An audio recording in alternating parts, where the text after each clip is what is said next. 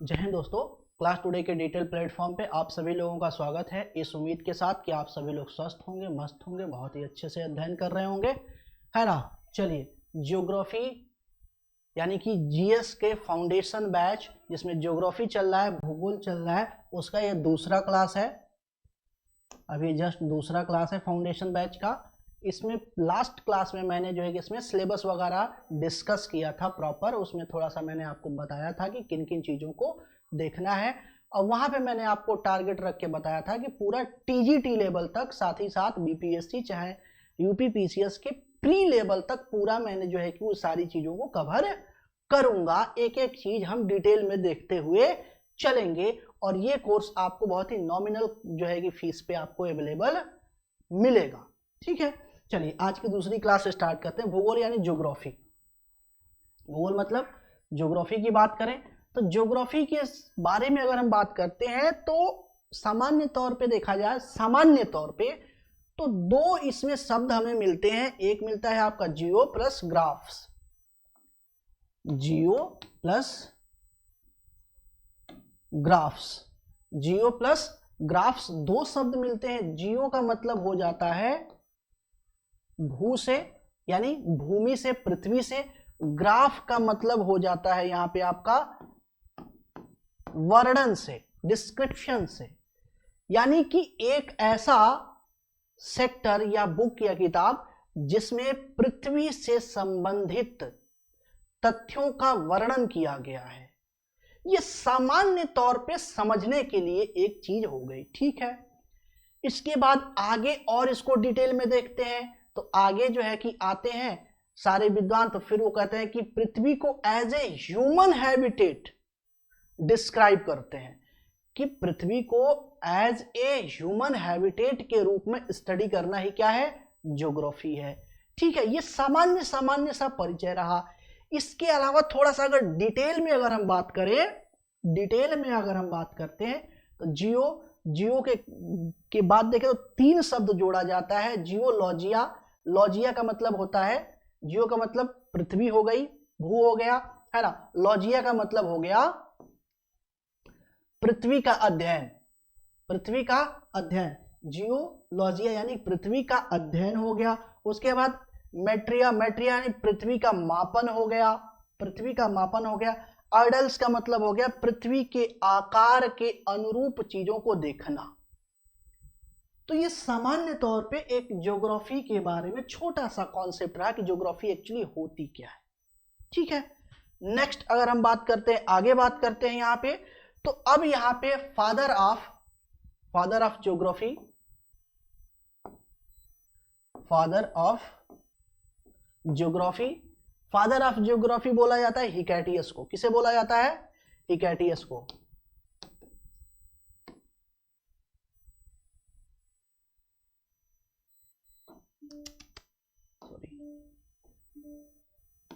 हिकैटियस को,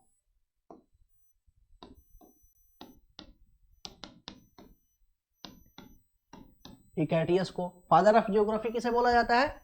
हिकैटियस को बोला जाता है। ठीक है, लेकिन यहां पे एक चीज और है कि geography first of term use किसने किया था? ये जो ज्योग्राफी शब्द है, ये जो ज्योग्राफी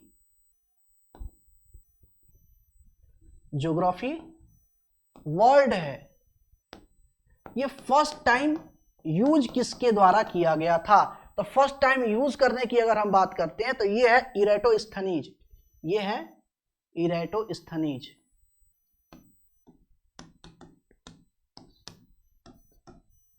स्थनीज, इरेटोस्थनीज।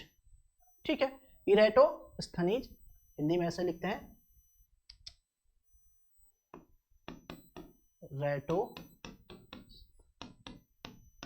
Eratosthenes, Eratosthenes. ठीक है, ये दोनों चीजें पूछी जाती है कि जो आपका भूगोल के पिता हैं, फादर हैं, वो किसे बोला जाता है? तो हिकैटियस को बोला जाता है, हिकैटियस। और geography word first time use किसने किया था? तो इरेटोस्थनीज ने जो है कि ये काम किया था। उसके बाद बात करते हैं मॉडर्न ज्योग्राफी, फादर ऑफ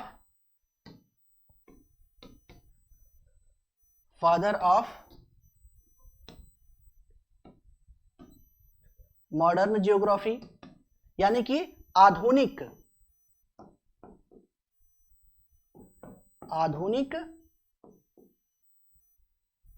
भूगोल के जनक,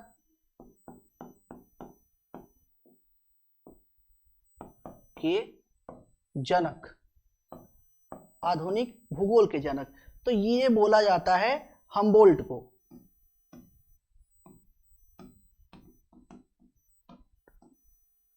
हम्बोल्ट को बोला जाता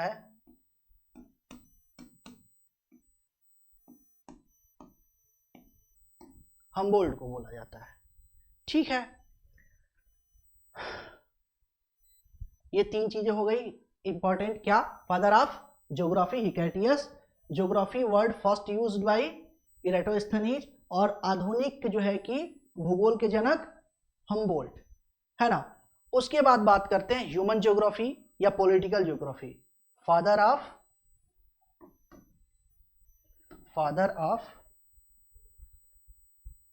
या इसको ऐसे भी बोल सकते हैं, ठीक है,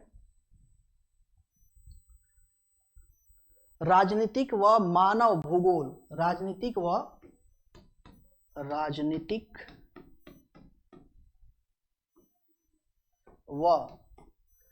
मानव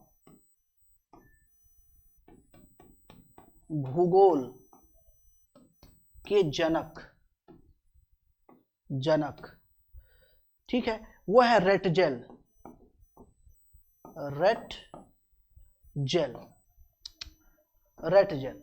ये रेटजेल हो गए। ये चीजें, चार चीजें बहुत ज्यादा इंपॉर्टेंट है जो आपको पता होना चाहिए, ठीक है। इसके अलावा तीन चीजें और है जो आपको पता होना चाहिए और जो एग्जाम्स में बहुत ज्यादा पूछा जाता है। पहला, क्रिएटर ऑफ वर्ल्ड ग्लोब, यानी कि विश्व ग्लोब के निर्माता, विश्व ग्लोब के निर्माता, विश्व ग्लोब के निर्माता।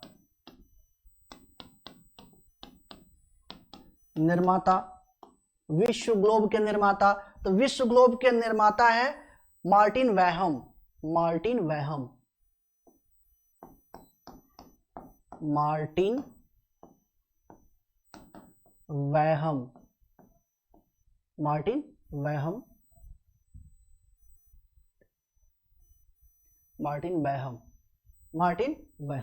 विश्व ग्लोब के निर्माता कौन है? मार्टिन वैहम है। Creator of world globe Martin Behaim. Next आ जाता है क्रिएटर ऑफ वर्ल्ड मैप, यानी कि विश्व मानचित्र के निर्माता,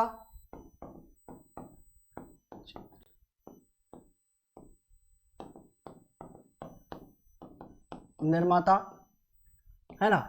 क्रिएटर ऑफ वर्ल्ड मैप, वो है एनेक्सिमेंडर।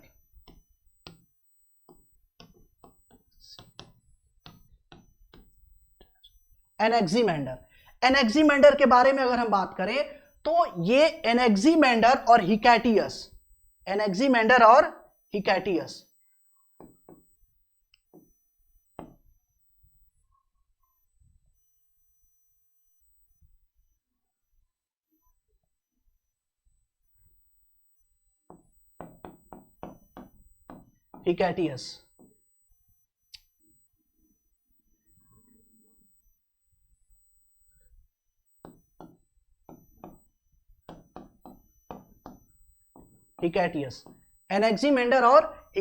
इसके बारे में देखें तो ये दोनों समकालीन थे। ये दोनों क्या थे? समकालीन थे। एक ही समय में रहने वाले व्यक्तियों को क्या बोलते हैं? समकालीन बोलते हैं। और इस तरह के फैक्ट पे ज्योग्राफी में कम क्वेश्चन पूछे जाते हैं, बट हिस्ट्री वगैरह में देखेंगे तो बहुत सारे प्रश्न पूछे जाते हैं। अब यहाँ पे थोड़ा सा एक चेन में आपको बता दूं, देखिए एनेक्सिमेंडर कौन है? तो एनेक्सिमेंडर पाइथागोरस के गुरु हैं। एनेक्सिमेंडर कौन है? पाइथागोरस। जैसे मैथ जो लोग पढ़ते होंगे ना, जो लोग मैथ पढ़ते होंगे तो मैथ में पाइथागोरस प्रमेय आता है। मैथ में आपका पाइथागोरस प्रमेय आता है। पाइथागोरस प्रमेय पाइथागोरस के द्वारा दिया गया। तो एनेक्सीमेंडर पाइथागोरस के क्या है, गुरु हैं, और पाइथागोरस सुकरात के गुरु हैं। पाइथागोरस किसके गुरु हैं, सुकरात के गुरु। मतलब ये हो गया कि ये आपका, यहाँ पे थोड़ा सा हटा देते हैं इनको, है ना, इनको हटाते हैं यहाँ पे, एनेक्सीमेंडर, एनेक्सीमेंडर से नीचे आ जाएंगे आपके पाइथागोरस, पाइथागोरस, है ना, और पाइथागोरस के नीचे आ जाएंगे सुकरात,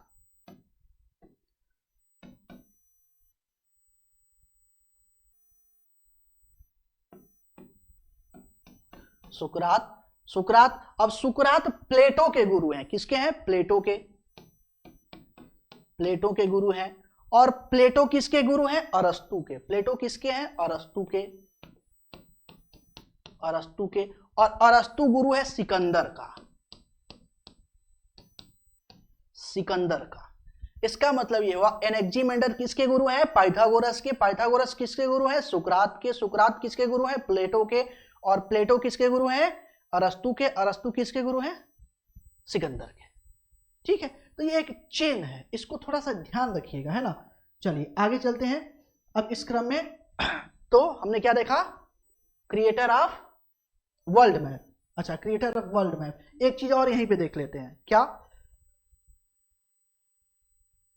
भूगोल के इंसाइक्लोपीडिया या विकिपीडिया का जो है कि निर्माता, है ना, क्रिएटर ऑफ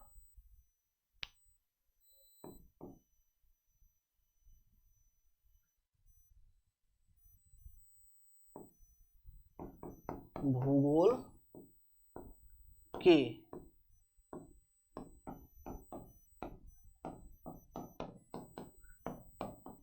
पीडिया, इंसाइक्लोपीडिया के निर्माता, निर्माता, इंसाइक्लोपीडिया के निर्माता ये कौन है, तो ये है आपके स्ट्रोबो, स्ट्रोबो। ठीक है, ये प्रॉपर चीजें आपको, इतने फैक्ट आपको याद रखने हैं।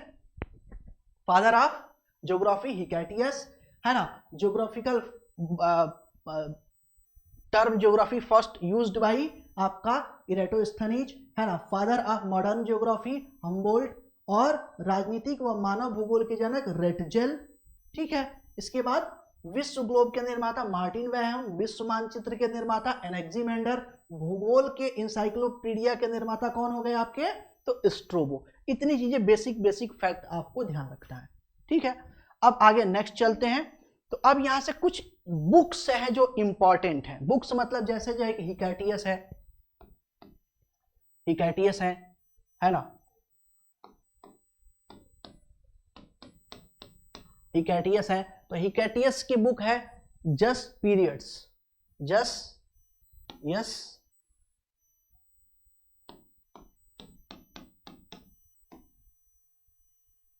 जस पीरियड्स, यह जस पीरियड्स है। उसके बाद आप देखेंगे तो ये है आपके इरेटोस्थनीज, इरेटोस्थनीज,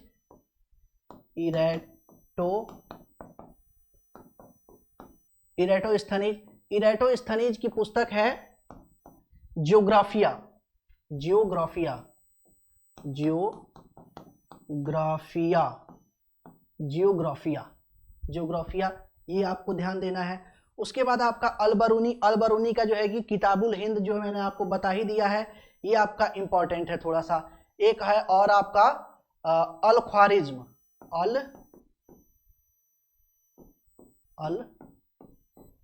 ख्वारिज्म, अल ख्वारिज्म, अल ख्वारिज्म की पुस्तक है ज्योग्राफी की, सिंध हिंद, सिंध हिंद, सिंध हिंद। तो ये चीजें, इतनी चीजें आपको ध्यान में रखना है। ठीक है, अब जो ज्योग्राफी टर्म होता है, तो ज्योग्राफी टर्म का विकास, यानी कि जो ज्योग्राफी है, ज्योग्राफी में क्रमवार विकास कैसे होता है, कैसे चीजों का। अब यहां से देखिए, यहां से स्टार्ट हो जाएगा आपका क्या, ब्रह्मांड, ब्रह्मांड स्टार्ट हो जाएगा, यूनिवर्स, ब्रह्मांड स्टार्ट हो जाएगा। अब ब्रह्मांड के विषय में बहुत सारी बातें जो है कि कही गई है, और उससे रिलेटेड जो है कि जो आपका जो यूनिवर्स है, जो पृथ्वी है, जो सोलर सिस्टम है, इसके विषय में टाइम टू टाइम बहुत सारी एक एक चीजें जो है कि यहाँ पे कही गई है। अब उन सारी चीजों को एक साथ हम देखते हुए चलेंगे, फिर मेन कॉन्सेप्ट पे आएंगे। तो सबसे पहले व्यक्ति आते हैं स्ट्रोबो। पहले व्यक्ति कौन आते हैं? स्ट्रोबो आते हैं। स्ट्रोबो आते हैं। स्ट्रोबो कब आते हैं? तो स्ट्रोबो आते हैं आपके 64 बीसी के आसपास। 64 बीसी, हाँ 64 बीसी के आसपास है। और ये आते हैं, ये बताते हैं कि पृथ्वी कैसी है। पृथ्वी आयताकार है।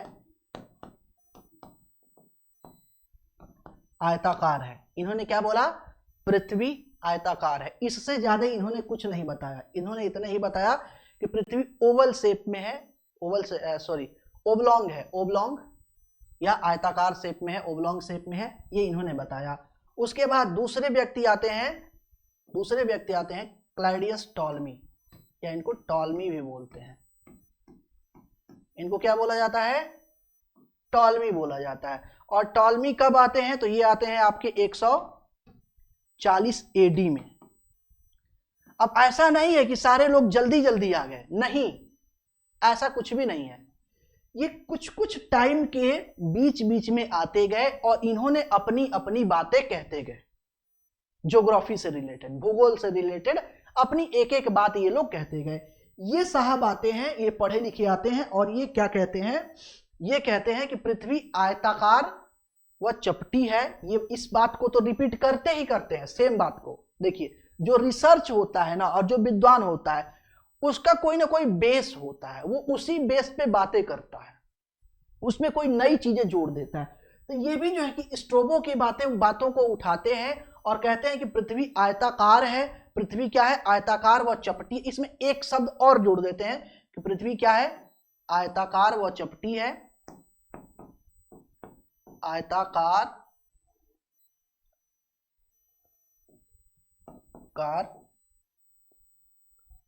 व चपटी है। पृथ्वी कैसी है? आयताकार व चपटी है। दूसरी बात क्या बोलते हैं? कि पृथ्वी सौरमंडल के केंद्र में है। पृथ्वी सौरमंडल के केंद्र में है और सूर्य सहित अन्य ग्रह इसकी परिक्रमा करते हैं। और सूर्य सहित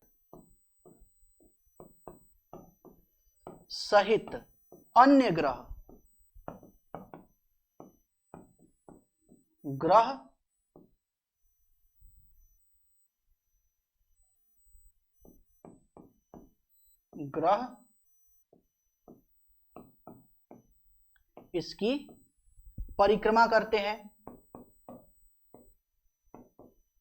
परिक्रमा करते हैं। इसको कहा जाता है जियोसेंट्रिक थ्योरी। इसको क्या बोला जाता है? भू केंद्रित सिद्धांत। भू केंद्रित सिद्धांत। हालांकि यह सिद्धांत अमान्य है, असत्य है, बट कुछ टाइम के लिए एक समय पे यह सत्य रहा है। तो इसे कहा जाता है क्या? जियोसेंट्रिक थ्योरी कहा जाता है। जियोसेंट्रिक थ्योरी यानी कि भू केंद्रित सिद्धांत कहा जाता है। और इसको काफी लंबे समय तक इसको मान्यता दी गई। इसको क्या की गई? काफी लंबे समय तक इसको मान्यता दी गई। ठीक है, उसके बाद नेक्स्ट देखते हैं यहां पे।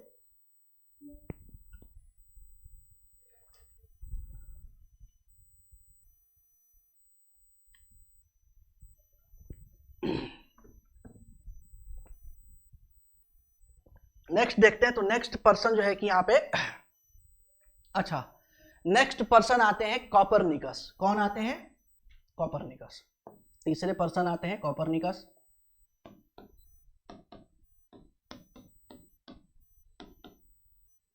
कॉपरनिकस आते हैं, है ना, निकोलस कॉपरनिकस, इनका पूरा नाम है निकोलस कॉपरनिकस आते हैं। ये कब आते हैं? तो ये आते हैं आपके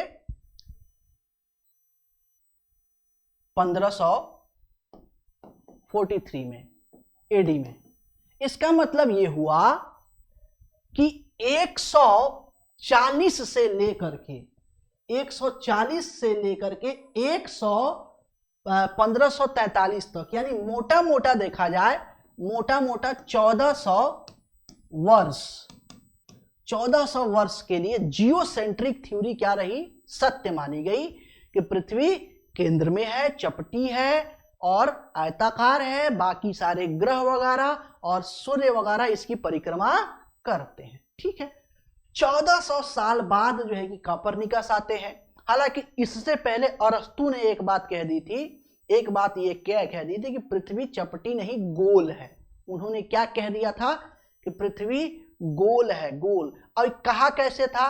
तो उन्होंने जो साउंड है, साउंड की स्टडी करके, रीजनिंग बेस पे उन्होंने ये कैलकुलेट करके बताया कि जो पृथ्वी का शेप है, जो आकृति है, वो राउंड शेप है, चपटी नहीं है। वो कॉपरनिकस के पहले जो है कि ये सारी चीजें, ये बातें हो चुकी थी।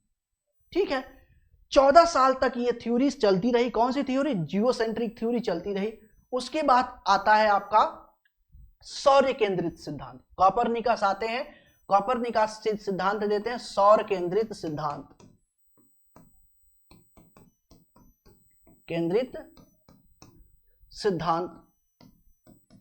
सौर केंद्रित सिद्धांत देते हैं। हेलियोसेंट्रिक थ्योरी देते हैं। हेलियोसेंट्रिक थ्योरी कब? 1543 में हेलियोसेंट्रिक थ्योरी देते हैं और ये कहते हैं कि ये जो आपका सन है, सन है ना, सन क्या है? सूर्यमंडल के बीच में, सौरमंडल के बीच में लोकेटेड है। सौरमंडल के क्या है? बीच में अवस्थित है। और पृथ्वी सहित अन्य ग्रह, ये क्या बोलते हैं कि ये जो आपका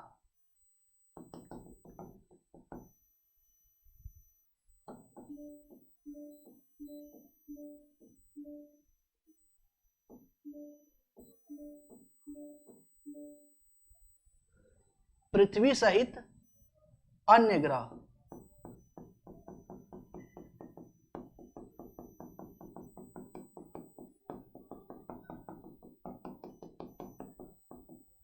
पृथ्वी सहित अन्य ग्रह यहां पे क्या करते हैं? अन्य ग्रह सूर्य की चारों तरफ घूमते रहते हैं, सूर्य की परिक्रमा करते हैं। पहली बार कॉपरनिकस आते हैं, निकोलस कॉपरनिकस, और ये 1543 में सौर केंद्रित सिद्धांत की परिकल्पना देते हैं, हेलियोसेंट्रिक थ्योरी का कॉन्सेप्ट देते हैं और ये कहते हैं कि जो सन है वो हमारे सोलर सिस्टम के बीच में लोकेटेड है और पृथ्वी सहित अन्य ग्रह जितने भी ग्रह हैं, सारे के सारे ग्रह सूर्य के चारों तरफ क्या करते हैं? परिक्रमा करते हैं, अवस्थित है। और पृथ्वी सहित अन्य ग्रह, पृथ्वी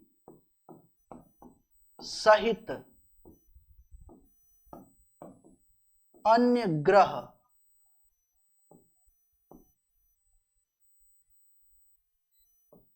इसकी परिक्रमा करते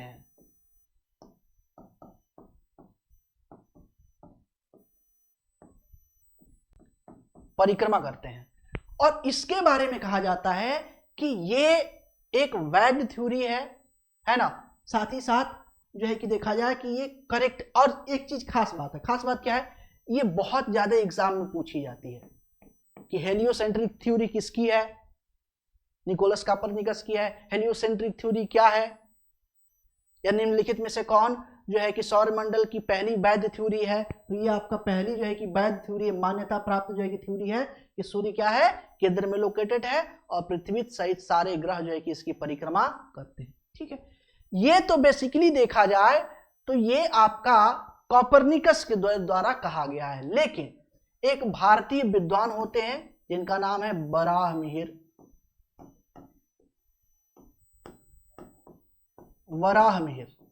नाम आप लोगों ने सुना होगा।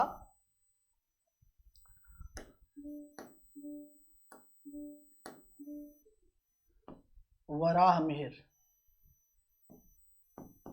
वराहमिहिर, ये इनसे पहले ये बात कह गए हैं। जैसे देखिए बहुत सारे हमारे इंडियन कल्चर की बात करते हैं, तो इंडियन कल्चर जैसे हम लोगों को क्या किया गया ना, जैसे अंग्रेज आए तो अंग्रेज जब आए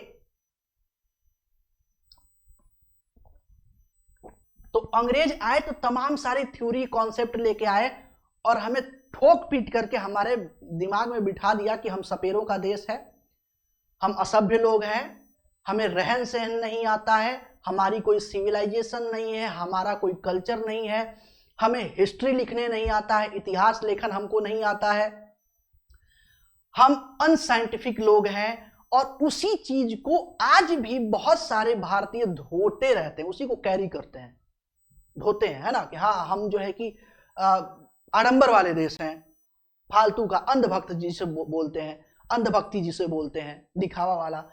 जबकि आप प्रॉपर अगर स्टडी करते हैं तो जो इंडियन कल्चर है, जो भारतीय संस्कृति है, भारतीय संस्कृति सबसे ज्यादा वैज्ञानिक संस्कृति है। यहाँ पे जो सभ्यताएं हुई वो साइंटिफिक नेचर से विकसित हुई। यहाँ पे जो ग्रंथ लिखे गए बड़े बड़े वो साइंटिफिक उसमें नेचर देखने को मिलता है।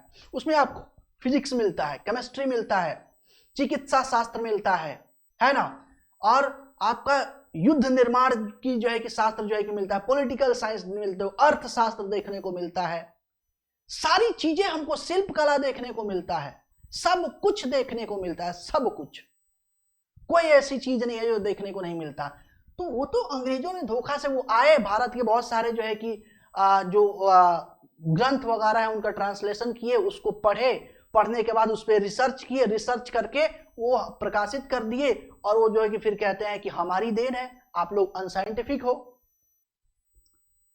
है ना।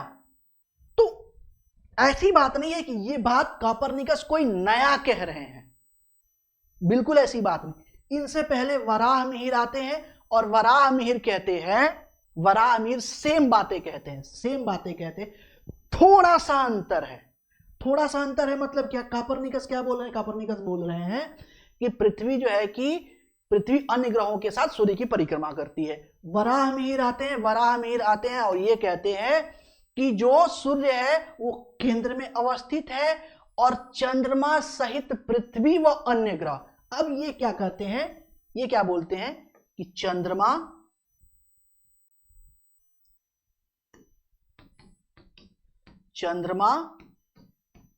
सहित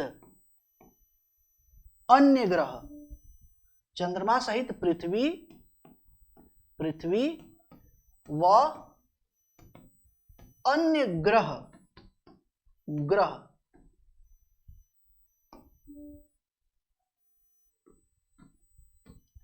सूर्य के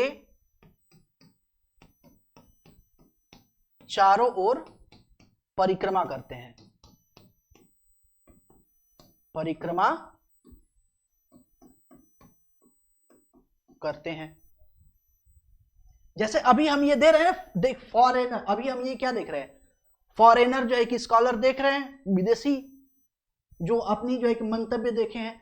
साथ ही साथ हम एक्चुअली इंडियन जियोग्राफर भी देखेंगे कि भारतीय इतिहास में भी तो भारत के जो है कि सभ्यता और संस्कृति में तो बहुत सारे खगोल शास्त्री हुए हैं, आर्यभट्ट हो गए, बराहमिहिर हो गए, ब्रह्मगुप्त हो गए, एक से बढ़ के एक खगोल शास्त्री हुए हैं जिन्होंने एक से बढ़ के एक बातें बोली हैं। तो उसको भी देखा जाएगा कि कहां कहां पे क्या क्या बातें बोली गई हैं। तो ये बात क्या बोला गया, क्या बोला गया कि अच्छा इसमें एक चीज और बोलते हैं, थोड़ा सा बराहमिहिर एक चीज और बोलते हैं, खैर, कि संपूर्ण ब्रह्मांड की जो उत्पत्ति एक बिंदु से हुई है या एक कण से हुई है, और हमारा जो है कि सौर मंडल उसके केंद्र में सूर्य अवस्थित है, और चंद्रमा सहित, यहां पे याद रखिएगा, चंद्रमा सहित पृथ्वी व अन्य ग्रह इसकी परिक्रमा करते हैं। थोड़ा सा इन दोनों में डिफरेंस आता है, ये ज्यादा सटीक और डिटेल में बताते हैं, ये थोड़ा कम डिटेल में बताते हैं, ठीक है। उसके बाद नेक्स्ट बातें करते हैं। तो नेक्स्ट आ जाते हैं यहां पे केपलर। कौन से थे ये? 3 नंबर के थे। चलो चौथे नंबर पे आ जाते हैं यहां पे केपलर। केपलर और केपलर क्या बोलते हैं? केपलर एक बात बोलते हैं कि पृथ्वी सूर्य के चारों तरफ दीर्घवृत्ताकार में परिक्रमा करती है। क्या बोलते हैं? कि पृथ्वी सूर्य के चारों ओर, सूर्य के चारों ओर दीर्घवृत्ताकार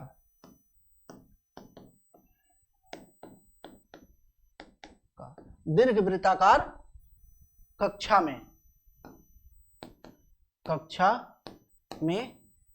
परिक्रमा करती है।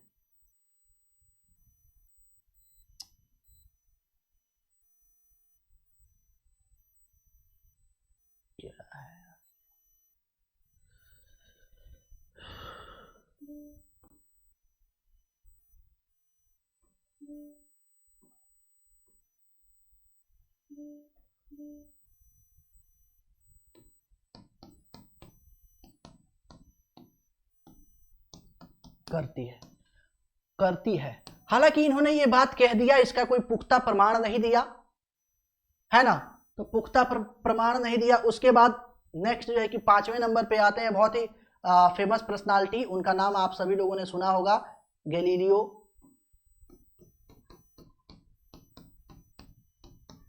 गैलीलियो आते हैं। 5वें नंबर पे कौन आते हैं? गैलीलियो आते हैं। ये कब आते हैं? तो 1609 एडी में आते हैं। ये आपके 1609 एडी में आते हैं, एडी आते हैं। ठीक है, सबसे पहला काम इन्होंने किया, सबसे पहला काम, जो पुराना टेलीस्कोप था उसको मॉडर्न टेलीस्कोप बना। ये प्रश्न पूछता है कि मॉडर्न टेलीस्कोप का निर्माण किसने किया, आधुनिक टेलीस्कोप का निर्माण किया किसने किया? तो इन्होंने क्या किया? आधुनिक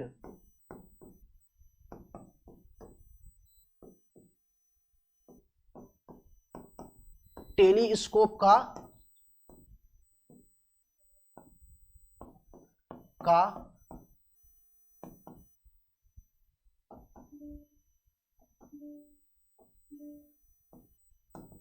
निर्माण किया। सबसे पहला काम क्या किया? आधुनिक टेलीस्कोप। कह के ये पुराना जो भद्दा सा है, एक जगह रख दो, वहीं पे बैठा रहता है, इसको कैरी करके दूसरे जगह ले नहीं जा सकते, समस्या होती है, साफ दिखाई नहीं देता है दूर तक का। तो इन्होंने टेलीस्कोप का मॉडर्नाइजेशन किया, आधुनिक टेलीस्कोप का निर्माण किया। साथ ही साथ ये वो पहले शख्स हैं जो सौरमंडल के जो ग्रह हैं, उपग्रह हैं, उनका पहला दीदार किया। उनका क्या किया? पहला दीदार किया। पहला दीदार किया का मतलब क्या हो गया?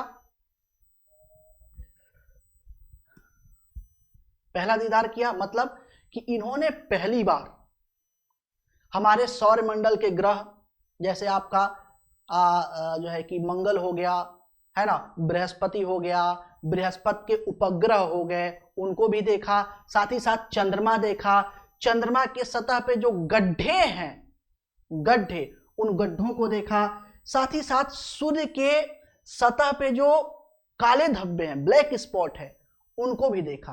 तो इन सबको देखने का काम किसने किया? गैलीलियो ने किया। साथ ही साथ बृहस्पति के चारों ओर बहुत सारे उसके मून परिक्रमा कर रहे हैं, उनको भी देखा। मंगल के मून जो चंद्रमा है, जो उसके जो उपग्रह हैं, वो उसके चारों तरफ घूम रहे हैं, उसको देखा। तो ये पहले दीदार करने का श्रेय किसे जाता है? भैया इससे पहले टेलीस्कोप मॉडर्न था ही नहीं, दूर तक बहुत अच्छे से देख ही नहीं सकते थे, तो दूर तक बहुत अच्छे से नहीं देख सकते थे, एक जगह से दूसरे जगह तक ले नहीं जा सकते थे, तो समस्या होती थी। इन्होंने मॉडर्नाइज करके उसको और अच्छा बना दिया, दूर तक देख सकते हैं, उसे कैरी करके पहाड़ों पे लेके जा सकते हैं। तो इन्होंने सारी चीजें पहली बार देखी, यानी कि आधुनिक टेलीस्कोप का निर्माण किया। चंद्रमा को पहले देखा, चंद्रमा के सतह पे जो गड्ढे हैं उनको भी पहले देखा, बृहस्पति व उसके उपग्रह या मून को देखा, और आपके जो है कि मंगल व उसके मून के देखा। ये सारा काम करने वाले कौन थे? गैलीलियो थे। एक चीज और, प्रॉक्सिमा सेंचुरी जो न्यू गैलेक्सी है, जो हमारी वो क्या बोलते हैं, पड़ोसी गैलेक्सी है उसको देखा, प्रॉक्सिमा सेंचुरी को, किसको, क्या है यार,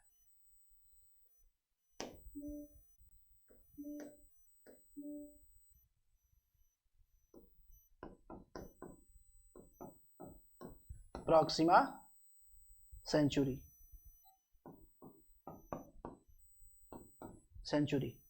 प्रॉक्सिमा सेंचुरी को सबसे पहले देखा। तो ये पहले दीदार करने वाले व्यक्ति रहे, ये जो सारी चीजों को पहली बार देखे और जाने समझे। ठीक है, उसके बाद आते हैं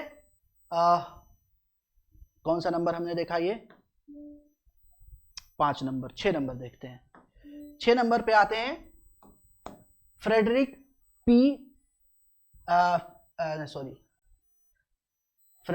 विलियम हर्शेल। हाँ, फ्रेडरिक विलियम, ऐसे कर सकते, पूरा लिख देते हैं ना, Frederick William Herschel.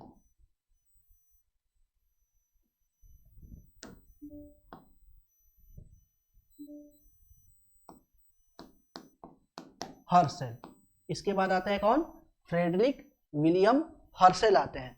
Frederick William Herschel ये आते हैं 1805 में। कब आते हैं, 1805 एडी में आते हैं। 1805 एडी में आते हैं। ठीक है, इन्होंने बहुत ज्यादा कुछ काम नहीं किया है ना, इन्होंने बहुत ज्यादा काम नहीं किया, इन्होंने सिर्फ एक स्टेटमेंट दिया, इन्होंने सिर्फ एक बात कह दी। इन्होंने कहा कि जो हमारा सौरमंडल है, जो हमारा सौरमंडल है, सौरमंडल आकाशगंगा का एकमात्र अंश है। इन्होंने कहा कि हमारा सौरमंडल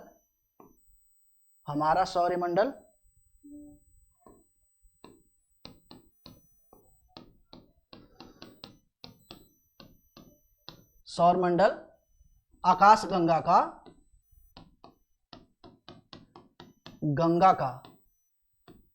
का एक अंश मात्र है,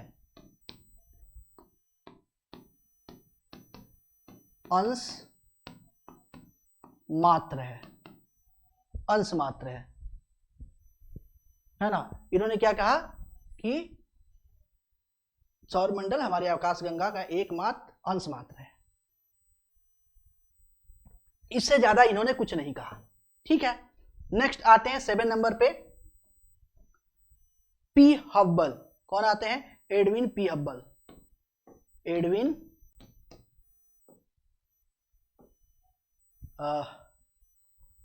पावेल हब्बल,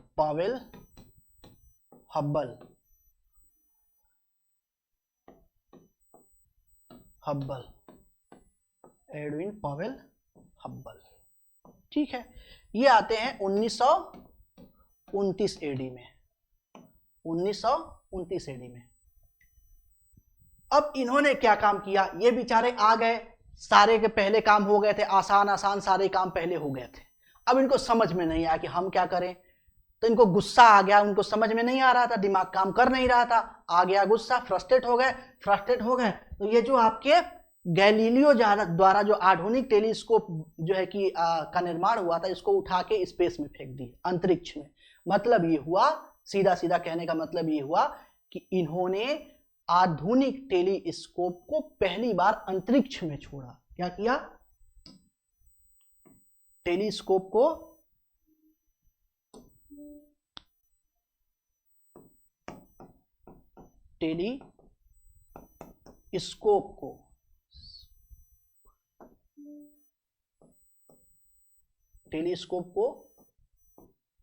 पहली बार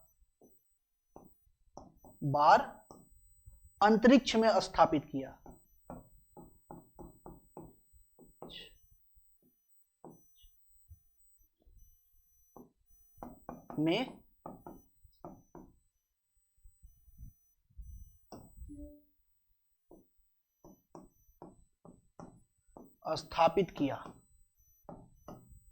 स्थापित किया।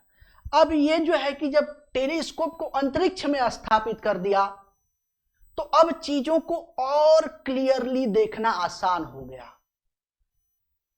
ब्रह्मांड के बारे में, सोलर सिस्टम के बारे में और अच्छे तरीके से जानकारी जुटाना क्या हो गया, आसान हो गया। तब इन्होंने जो है कि बहुत सारी बातें कही। इन्होंने ब्रह्मांड के व्यास को बताया, ब्रह्मांड का व्यास इन्होंने बताया, ब्रह्मांड का व्यास बताया। व्यास, व्यास कितना बताया, 250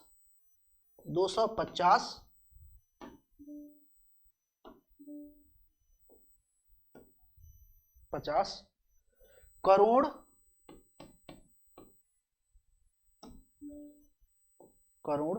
प्रकाश वर्ष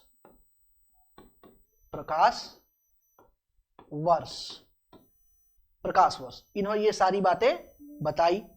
ठीक है, इन्होंने बताया कि जो ब्रह्मांड है, ब्रह्मांड में 100 मिलियन के ज्यादा, 100 अरब के आसपास, 100 अरब के आसपास क्या है ब्रह्मांड में, 100 अरब के आसपास, 100 अरब, 100 अरब गैलेक्सी है, और एक गैलेक्सी में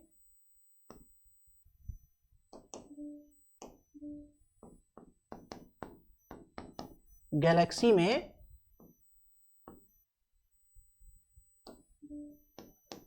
100 अरब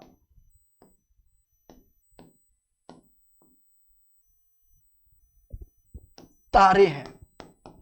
और ये अनुमान दिया लगभग में। इन्होंने क्या कहा कि जो हमारा ब्रह्मांड है, उस ब्रह्मांड में 100 अरब के आसपास जो है कि जैसे हमारी आकाशगंगा है, जैसे हमारी गैलेक्सी है, वैसे ही ब्रह्मांड में 100 अरब के आसपास गैलेक्सी है, और एक गैलेक्सी में आपके 100 अरब तारे हैं। एक गैलेक्सी में 100 अरब तारे हैं। ये कौन बताया, पी हब्बल ने बताया। ठीक है, अब यहां पे एक चीज और बताते हैं कि सभी आकाशगंगाएं, जितनी भी गैलेक्सी हैं, वो हमसे क्या हो रही है, दूर हो रही हैं। क्या हो रही हैं, दूर हो रही हैं। और ब्रह्मांड की आयु इन्होंने बताई, ब्रह्मांड की आयु इन्होंने बताई, आयु 15 × 10⁻⁹ प्रकाश वर्ष, प्रकाश वर्ष नहीं, वर्ष इन्होंने आयु बताई। ठीक है, इन्होंने एक चीज बताया कि जितनी गैलेक्सी है हमसे दूर जा रही है। अब दूर जाने के बाद जैसे ही आता है, वैसे ही एक कॉन्सेप्ट आ जाता है, डॉपलर इफेक्ट। डॉपलर इफेक्ट क्या आ जाता है, डॉपलर इफेक्ट।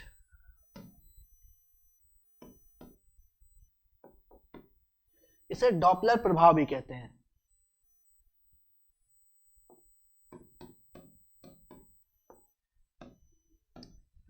प्रभाव, या इसे रेड शिफ्ट या ब्लू शिफ्ट भी कहते हैं। रेड शिफ्ट या ब्लू शिफ्ट भी कहते हैं। कारण क्या है, रेड लाइट लंबे दूरी तक क्या करती है, ट्रेवल करती है। क्योंकि इसका प्रकीर्णन जो है कि कम होता है ना। लाल जो रंग है वो लंबे दूरी तक ट्रेवल करता है, क्योंकि इसका प्रकीर्णन कम होता है, यानी कि इसका जो बिखराव होता है वो कम होता है ना। तो ऐसे ही ब्लू शिफ्ट जल्दी बिखर जाता है, पर्पल जल्दी बिखर जाता है। तो इस कारण से इन्होंने ये इफेक्ट एक दिया गया और कहा गया कि अगर कोई गैलेक्सी है या कोई स्टार है जिसकी रेड लाइट हम तक आ रही है, मतलब ये हो गया कि वो हमसे दूर है और दूर जा रहा है। लेकिन अगर किसी गैलेक्सी या किसी कॉस्मिक बॉडी की ब्लू लाइट या पर्पल लाइट हमारे पास आ रही है, इसका मतलब ये हो गया कि वो हमारे पास है और हमारे पास आ रहा है। तो इसी को कहा जाता है क्या, डॉपलर इफेक्ट। डॉपलर इफेक्ट किस पे कैलकुलेट किया जाता है, किस पे लागू होता है, तो ध्वनि और डॉपलर इफेक्ट किस पे लागू होता है, ध्वनि व प्रकाश पर। लेकिन खास बात क्या है, इन दोनों में कॉन्सेप्ट थोड़ा उल्टा हो जाता है। इन दोनों में कॉन्सेप्ट क्या हो जाता है, उल्टा हो जाता है थोड़ा सा, है ना। अभी फिजिक्स का जो है कि टर्म है, फिजिक्स का मेन टॉपिक है, तो उतना हमें डिटेल में नहीं जाना है। बस डॉपलर इफेक्ट में आपको थोड़ा सा जो है कि डिटेल में मैंने बता दिया कि डॉपलर इफेक्ट होता क्या है ना, और इसे रेड शिफ्ट या ब्लू शिफ्ट क्यों कहा जाता है। ब्लू शिफ्ट यानी कोई गैलेक्सी या पिंड पृथ्वी या हमारी आकाशगंगा के करीब आ रहा है तो ब्लू लाइट आएगी, तो इसे ब्लू शिफ्ट बोलते हैं। कोई ऐसी कॉस्मिक बॉडी या गैलेक्सी या कोई पिंड या कोई तारा जिसकी रेड लाइट हम तक पहुंच रही है, इसका मतलब वो हमसे दूर जा रहा है, इसे रेड शिफ्ट के नाम से जाना जाता है। ये दो चीजें जो है कि यहां पे ध्यान देने वाली बात हो गई, ठीक है। इन्होंने ही बताया, इसी इफेक्ट के अनुसार जो है कि प्रूव किया गया, क्या प्रूव किया गया कि जो चीज हमसे जितनी दूर है वो दूर जा रही है, जितनी पास है वो और पास आ रही है, ठीक है।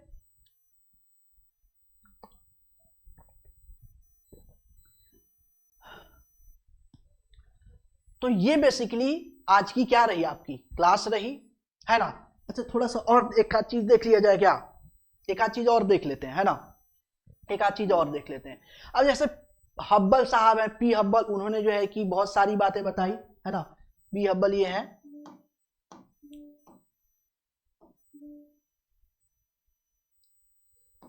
इधर आ गए, हाँ हब्बल साहब है, एडविन पी हब्बल, इन्होंने बहुत सारी बातें बताई, इन्होंने बहुत साइंटिफिक चीजें बताई। तो इनके सम्मान में क्योंकि इन्होंने पहली बार अंतरिक्ष में टेलीस्कोप भेजा गया था, तो इनके सम्मान में इनके नाम पे हब्बल टेलीस्कोप भेजा गया। बाद में क्या किया गया, इनके नाम पर हब्बल टेलीस्कोप, क्या बोला गया, हब्बल टेलीस्कोप, हब्बल टेलीस्कोप भेजा गया अंतरिक्ष में, है ना। कब भेजा गया, 1990 एडी में, और पृथ्वी के लो ऑर्बिट में इसे फिक्स किया गया, इनके सम्मान में पहली बार ये भेज दिया गया, ठीक है। अब एक चीज टेलीस्कोप के बारे में, एक दो चीज और कॉन्सेप्ट आता है। पहला, विश्व की सबसे बड़ी टेलीस्कोप कहां पे है, किस देश के पास है, तो विश्व का सबसे बड़ा टेलीस्कोप है आपका फर्स्ट, ठीक है। अब देखिए लाइट कट गई है, लाइट कट